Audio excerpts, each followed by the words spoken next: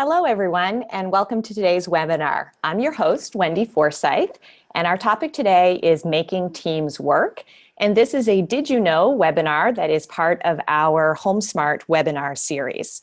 So I want to thank all of you who are joining us today, and I'm excited to dive into this topic with you. The topic of teams is certainly one that is talked about a lot in our industry, and one that is very relevant and very important for each of you that have chosen to spend some time with us today. So jumping into the agenda, here's what we're going to be covering in our 30 minutes together.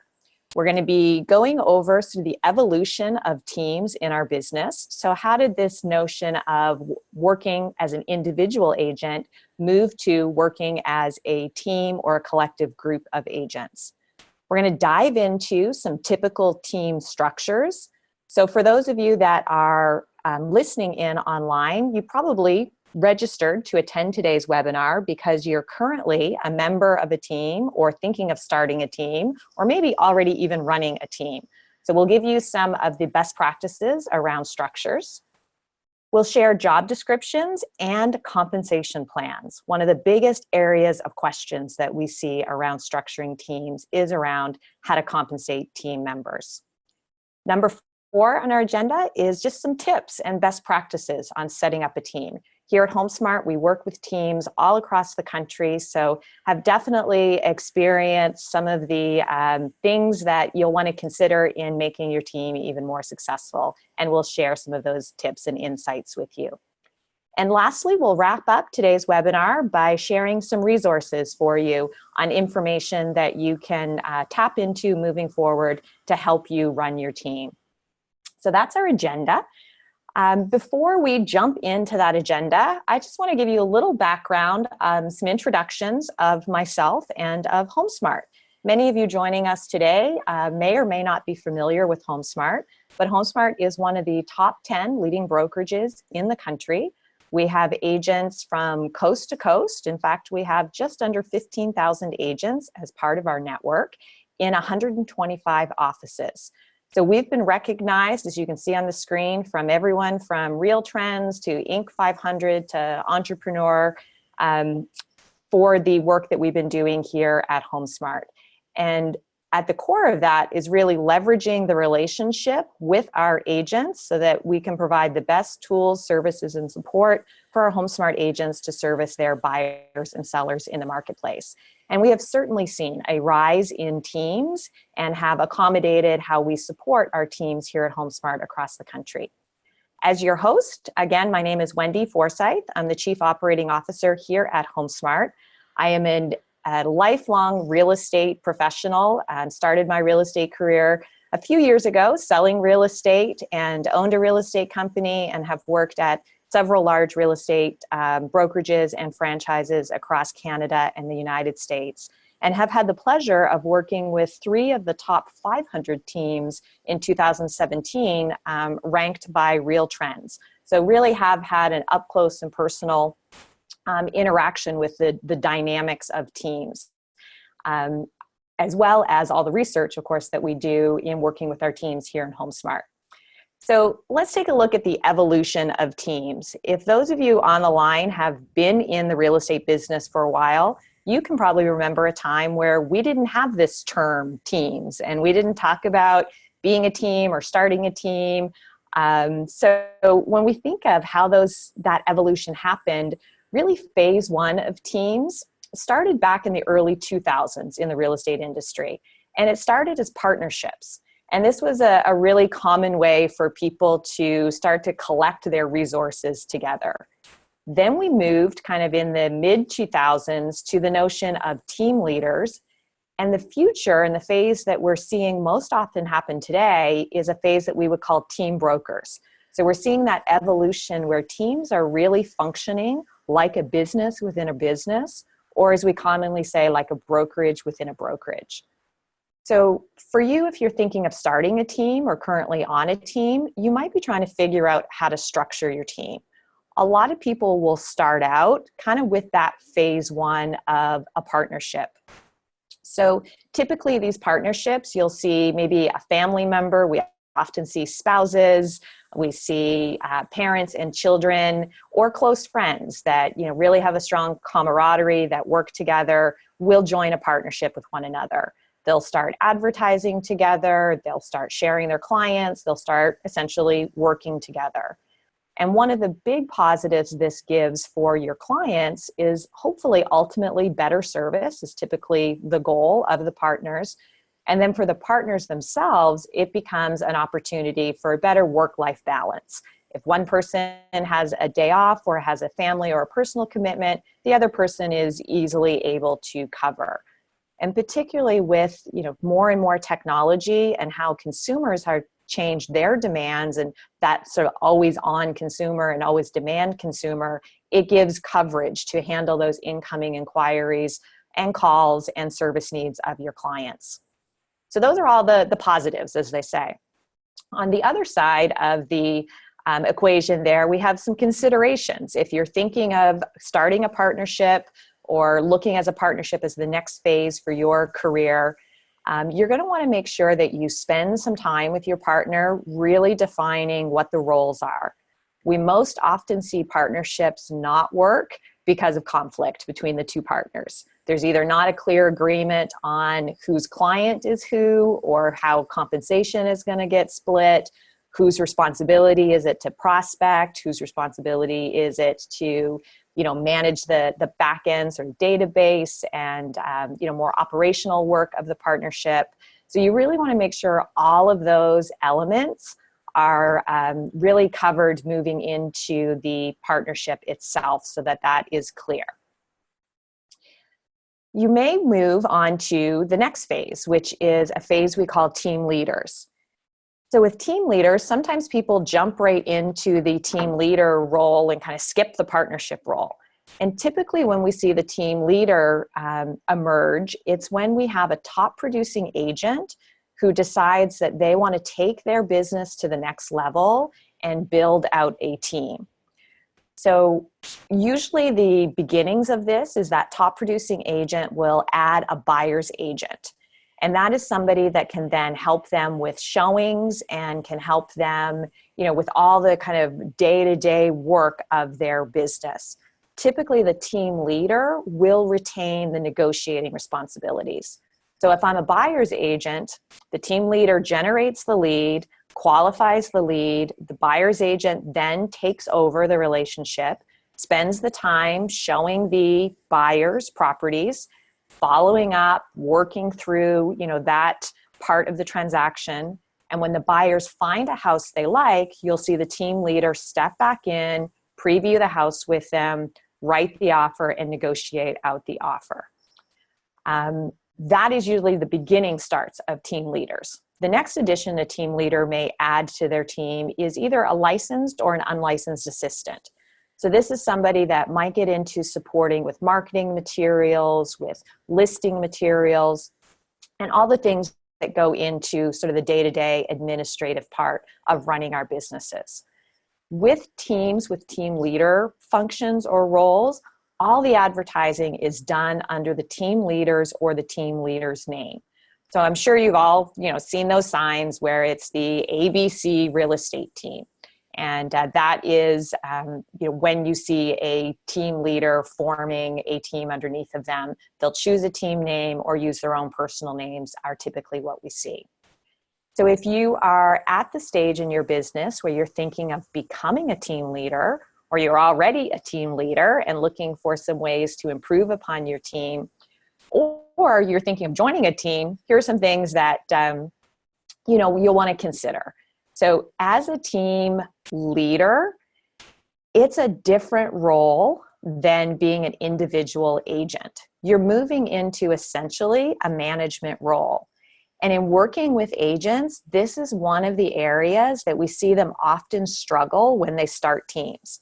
Because as an agent, one of the things we typically enjoy a lot about our real estate careers is that we have full flexibility and ultimate control. When you become a team leader, now others are starting to depend on you and starting to look to you for guidance and direction. Next thing to consider is finding the right team members. Like any sort of role in life, the people you surround yourself with has a huge impact in your overall enjoyment. A particular consideration as a team leader here is that it's your reputation that is on the line out in the market. So when you have team members that are working under your team, they're representing your team and your brand, and as an extension of that, your reputation in the market. So you're going to want to make sure you're bringing on the right team members to your team. Last consideration that we have here is finding the right brokerage to support your team structure. A lot of brokerages really struggle with how to support team leaders. So if you're a team leader, make sure that you have found a brokerage that understands how teams work and has a structure in place from technology, from compensation, from training, and from leadership that is very conducive to your goals as a team leader. The last phase that I want to review today is what we call team brokers. And this is a phase that we've really seen become popular in the last 3 years in the industry. And this is where team leaders have taken their team to sort of the next level and really become brokerages within brokerages. So they've gone beyond just having a buyer's agent and an assistant or a couple buyer's agents. And now they have a full team of buyer's agents and listing agents and marketing specialists and inside sales specialists and transaction coordinators. And these teams can be very large. We've seen these teams get as large as 30 to 50 people on just one team. So that really is a business within a business. The ability to leverage your production capacity as you build out these team brokerages drastically increases, which is one of the appeal for the people that are running these. And also brand building possibilities. You really do become a strong brand as a team when you get to leverage a size and scope of a team broker. Some considerations, if you're looking to build this sort of mega team model, again, is finding the right brokerage to build that model under. Determining the compensation that you as the team leader and the broker and the team members will all split in. And this is a particular challenge in traditional brokerage operations where they're run on a split of the gross commission income off the transaction. Because when you try to do that math, the team leader is on a split with the broker, but then the team members are on a split with the team leader, and it gets complicated and it gets challenging. So we've got some recommendations later on how to work around those structures. Last consideration here is that this sort of team broker or mega team concept really requires leadership from the leader. And again, it's an even different leadership role than the phase 2 team leader concept that we spoke about. In these type of team brokerages, we often see where the team leader really isn't selling anymore. They have become much more of a figurehead and of a person who is coaching and mentoring and guiding all of their team members to help really improve their skills, as opposed to sort of the day-to-day in the trenches type sales work that team leaders tend to do. So that's kind of the evolution that we've seen teams go through in the industry. One of the questions that we most often get asked by our agents here at HomeSmart is, when is it the right time to start a team? So there are a few things that we look at when coaching our agents who are determining, what stage works for them to start a team. One of the questions that you're going to want to ask yourself is, do I have enough leads?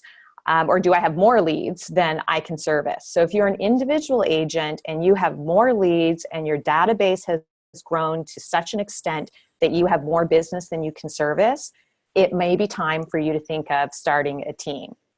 If you have more business than you can service and you are just working night and day and unable to keep up with the demand of your buyers and sellers, it might be a good time for you to start a team. Sometimes we work with agents and we find that they're at a plateau in production. So they're making a certain amount of money, they're really doing well, but they can't break through to that next level that they desire. And usually that's because of points number 1 and 2. They have more leads that they can service, and they have more business that they can handle. So if you're plateauing in production, it might be a good time for you to consider starting a team.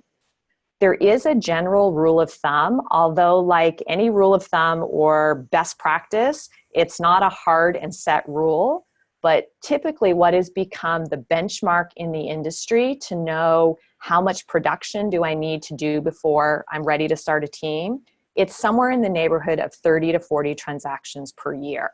So if you're in that area of production and thinking of starting a team, you probably fall into the right level for that to happen. If you're below that in production, you're really going to have to ask yourself, how many leads do you have to support your team members? Because that's the number one reason an agent will join a team, is to get leads from the team leader.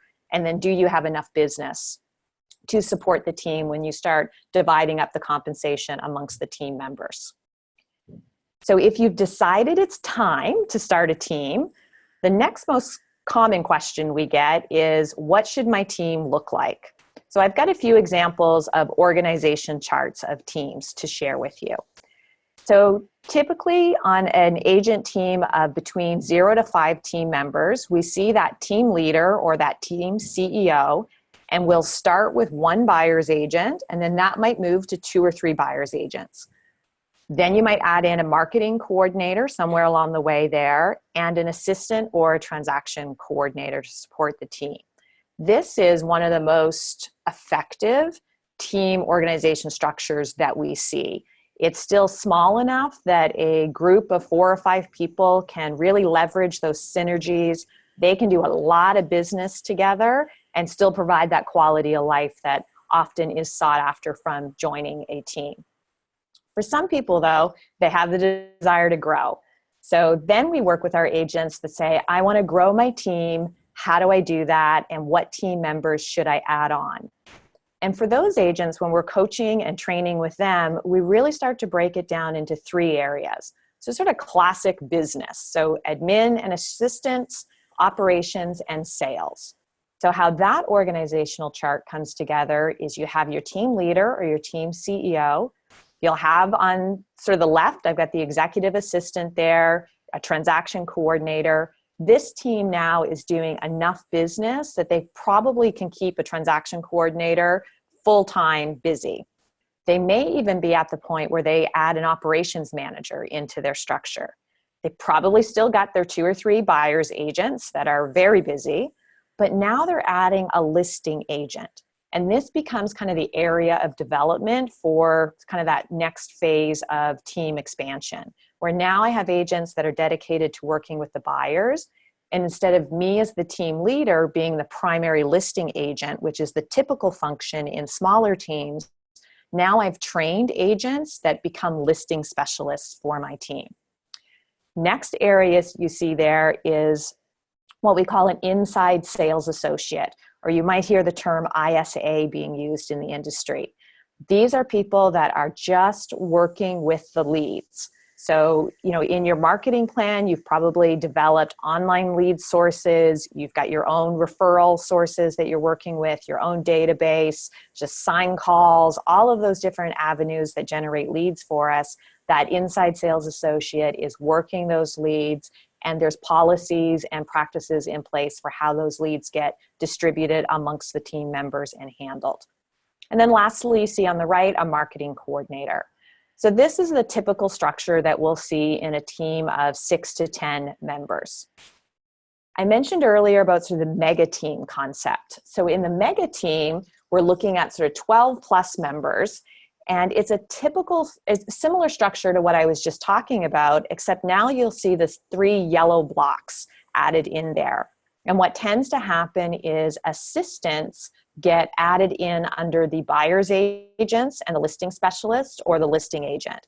So your listing specialist, instead of having 2 listing specialists, you'll end up with a listing coordinator. So that person can do all the legwork for the listing specialist, because you want your salespeople doing your face-to-face relationship building aspects of your business. Same with your buyer's agents. Your buyer's agents will get buyer's assistants so that they're not setting up the showings and determining the routes for the showings. Their buyer's assistant is doing that. So they're spending their time doing their highest return on revenue activities for your team. So those are some of the typical team structures we see at various size of teams. The next question we often get asked by our agents is, okay, you've convinced me I want to start a team, or I've already got a team, I know what my structures going to want to be. Now, what are my job descriptions, and how am I going to pay these people on my team? So we did some research based on our own internal experience here at HomeSmart. And there's also some really great third parties that are doing a lot of research across all organizations in the real estate industry.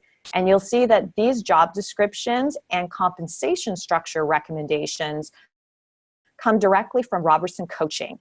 And the gentleman that runs that organization, Travis Robertson, is one of the top real estate coaches for teams in the country.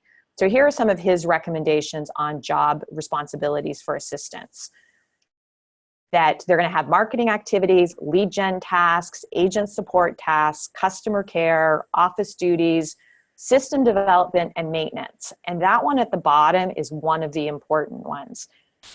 Somebody's got to be tracking everything that's happening in your team. And that's where an assistant can be hugely valuable to the overall success of your team.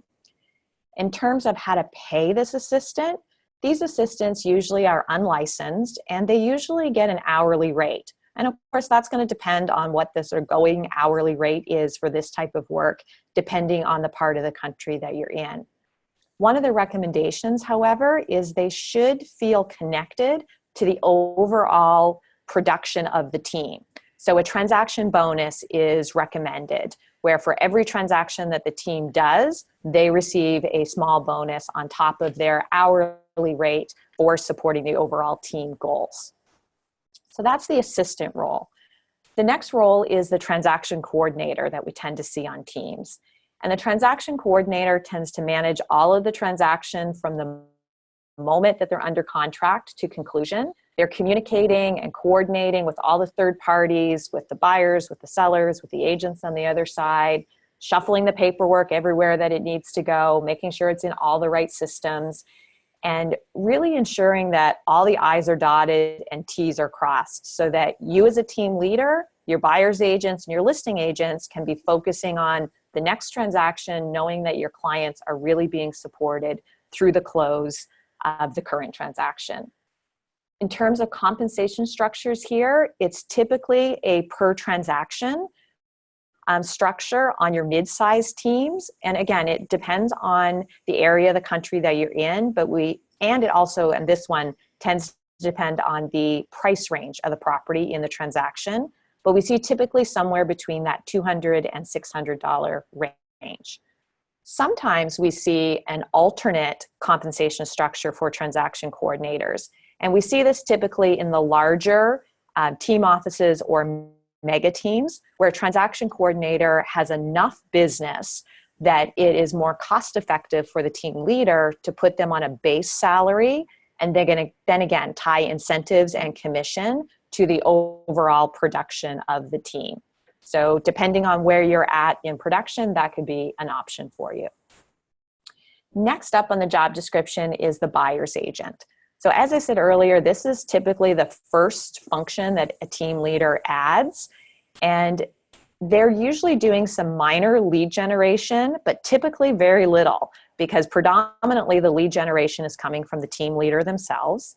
What they are doing a lot of is follow-up and really working to follow up on all of the leads that the team leader has in their database, new leads coming in, past leads, all the typical sphere of influence things that we do as salespeople. They're, of course, out showing properties, they're negotiating deals, previewing properties, doing all of those things that real estate agents do, particularly when they're focusing on working with buyers. The writing contracts and open houses sometimes varies depending on the structure of the team, but you'll often see those in bullet points on the responsibilities as well.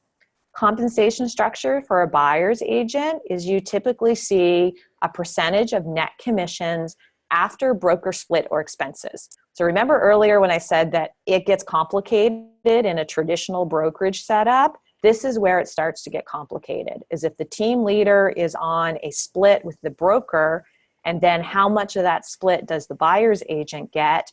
And then does that split happen after all other expenses are taken off or before? These are all things that need to be worked out. The experts recommend that a buyer specialist should never get more than 50% of the commission. So something to tag away there as a tip and something to think about. Last up on job descriptions is the listing specialist function or the listing agent function. So these people are doing minor lead generation. Again, primarily the team leader is doing the lead gen. They're doing follow-up, they're doing negotiation. They, again, have to be experts in the market. So they're previewing properties, they're developing, neighborhood expert status on things that are happening in the areas that you're servicing, following up and maintaining systems, trainings, presenting offers, writing contracts, sitting open houses. Compensation structure.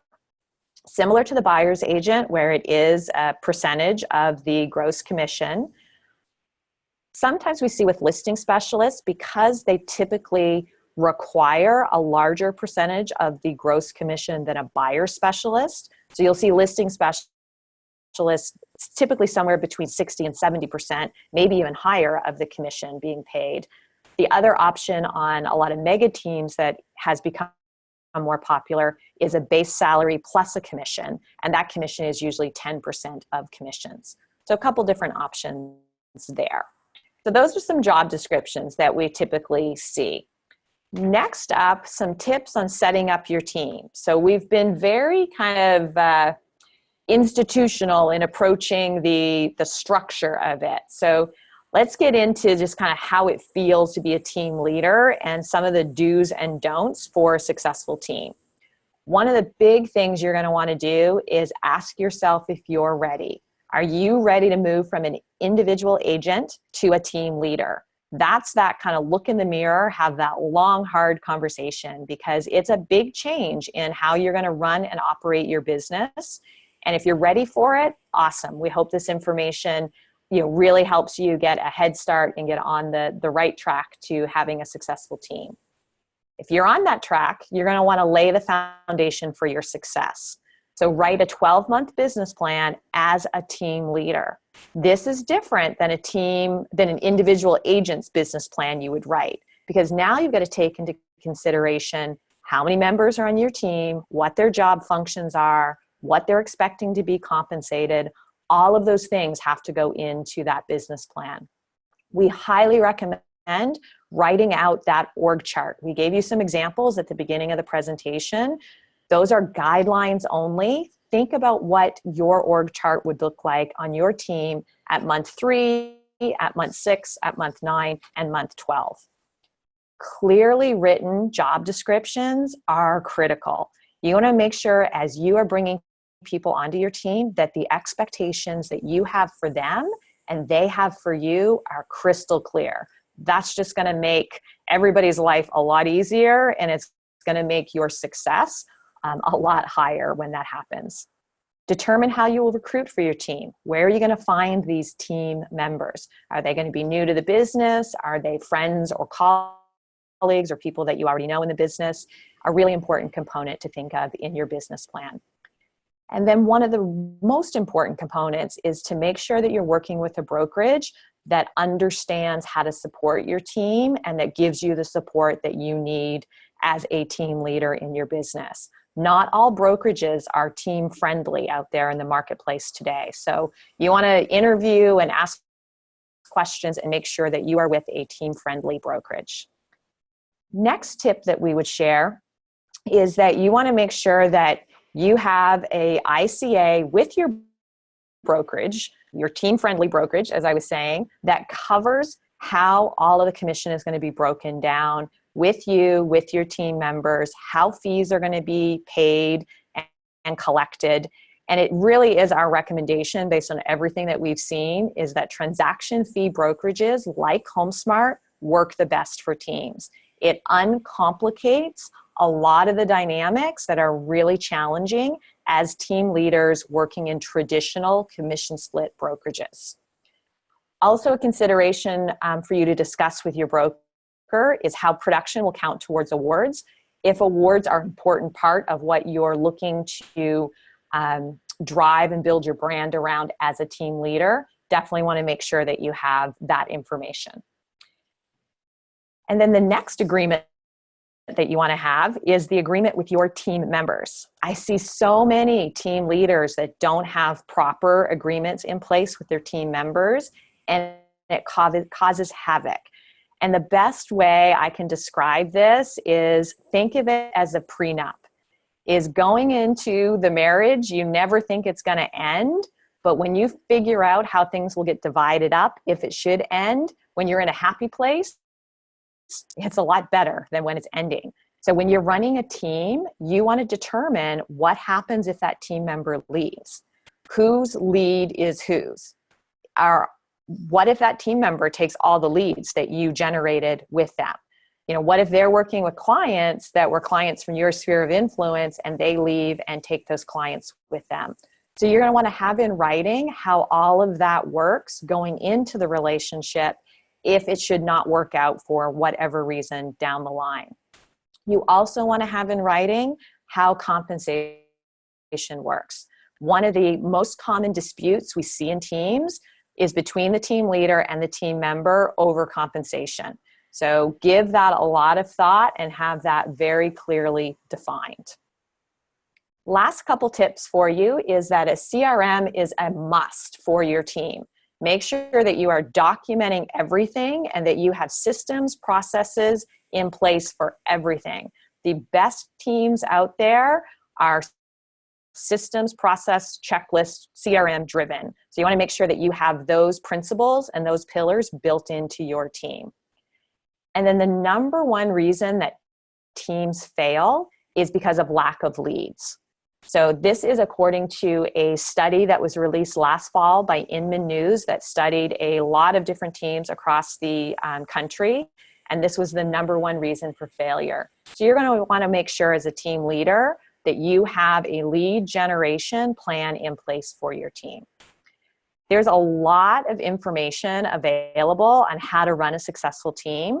Some of the places that we pulled from, in addition to our own experience here at HomeSmart for this presentation today, was from Travis Robertson, and his website is listed there if you would like to visit that. Inman News has put out some great reports on teams, so the URL for that particular report is listed on the screen for you. Boomtown, also a real estate vendor around websites and CRMs, did a full real estate teams playbook. It's dated in 2016, but the principles and the best practices that they have in that are still very much applicable today in early 2018. And then last resource I would share with all of you is that good old Google. If you go to Google and type in real estate team structure, you will see just a few million results of resources available to you to help you in your real estate career and structure your team.